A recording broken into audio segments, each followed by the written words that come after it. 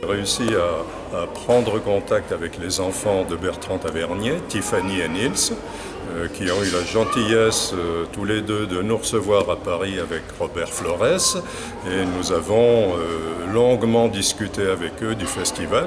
Eux aussi ont trouvé que l'idée était absolument délicieuse, et Tiffany et Nils nous ont donné une interview que nous allons diffuser au fil des séances, qui nous ont parlé de leur père, de son œuvre, et évidemment c'est très, très touchant, en tout cas, de les avoir eus. Et Tiffany, donc, nous a dirigés vers Frédéric Bourboulon, qui est le producteur historique et qui est l'une des personnes professionnellement les plus proches de Bertrand Tavernier, qui a travaillé plus de 30 ans avec lui, et qui va être présent à toutes les séances du festival pour nous parler des films, des tournages de Bertrand, nous raconter des anecdotes. Voilà, ce festival est très très bien accompagné. Vive le cinéma qui éclaire les citoyens, vive la vie. La vie et rien d'autre, aurait dit Bertrand Tavernier, notre ami, notre complice de cette 3e édition. Avec Irène, et oui. Et puis une histoire, une petite histoire dans la grande histoire, comme toujours, histoire d'amour qui naît.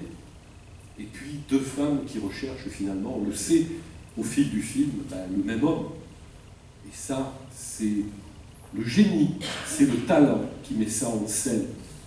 Très chère Irène, votre lettre m'a donné une grande joie parce qu'elle m'apportait un grand espoir. Enfin vous. Enfin, quelques mots me rendaient votre voix, votre regard, l'émouvante silhouette de mes jours et de mes nuits de solitude. Dieu veuille que mon message vous atteigne à New York avant ce grand départ que vous m'annoncez pour le Wisconsin. Grâce à vous, nous le retrouvons. Moi, j'étais désolé de ne pas assister à la projection, mais on aurait fait comme tous les autres, à la fin de la lettre, on aurait tout chialé. Mais cette jeune Perse aurait dit « Je vous ferai pleurer, non pas de peine, mais de grâce. » Merci à vous de mettre en exergue un si grand auteur ce soir, et puis sur toute la Brassénie, sur tout le département. Tous nos compliments. Merci. Merci. Alors, nous avons créé ce festival le premier en 2019, et nous l'avons créé, je dirais, à cause ou grâce, plutôt grâce, d'un réalisateur varois que beaucoup connaissent, et qui mérite d'être encore plus connu. Ce réalisateur qui est né à Brignoles et qui a fait environ 25 films et documentaires. Il est là dans la salle, je l'appelle Christian Philibert, notre ami Philibert.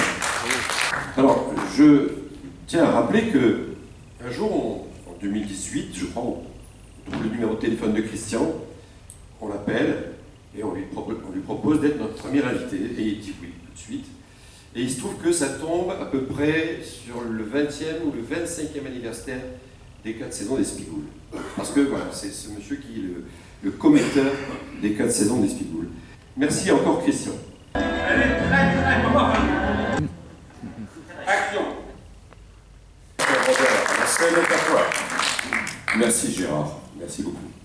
Juste une mention pour quelqu'un qui n'a pas pu être là aujourd'hui, mais qui va nous rejoindre jeudi à l'orgue, c'est Gérard Toussaint, qui fait partie de l'association historiquement, depuis sa création.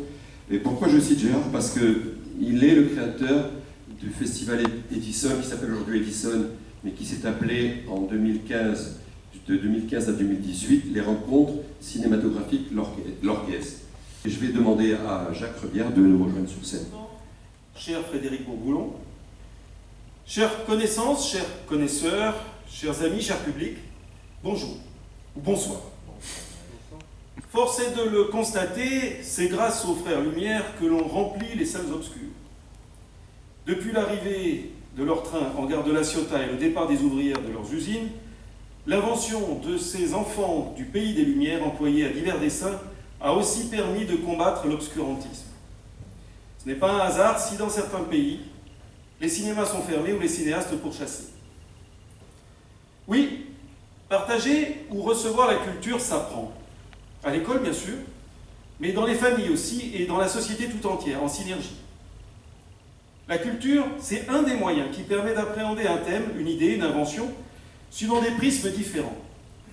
La culture, c'est un élément du vivre ensemble, qui offre à toutes et tous l'occasion de découvrir en même temps cette petite étincelle, cette révélation qui occupera leurs esprits et les fera, ensemble ou séparément, cheminer vers plus de vérité. La culture, ses lieux, ses acteurs, sont donc tout, sauf des sujets ou des individus non essentiels. C'est la raison pour laquelle, durant la pandémie, notre association a tenu à maintenir, sous d'autres formes, quand librairies, cinéma, musées ou salles de concert étaient fermées, le goût du partage et de l'échange. Le goût du débat aussi. Je veux dire de l'examen respectueux, attentif et non sectaire de l'idée de l'autre. Ce goût pour la controverse en ce qu'elle a de meilleur est ce qui, contrairement à beaucoup d'autres associations, nous a permis d'exister durant et après l'épidémie, même si des opinions sur les vaccins ou la stratégie de confinement étaient diversement exprimées parmi nos adhérents. Oui, notre association s'intéresse à ce qui est collectif, constructif, commun, à ce qui fait société. Et nous affirmons ici que notre association, par son essence, fait de la politique. Ni partisane, ni politicienne, mais de la politique, parce que ce mot, si galvaudé, rejeté, déformé, est un beau mot. Il fait référence à la gestion de la cité et aux réflexions qui en accompagnent l'évolution.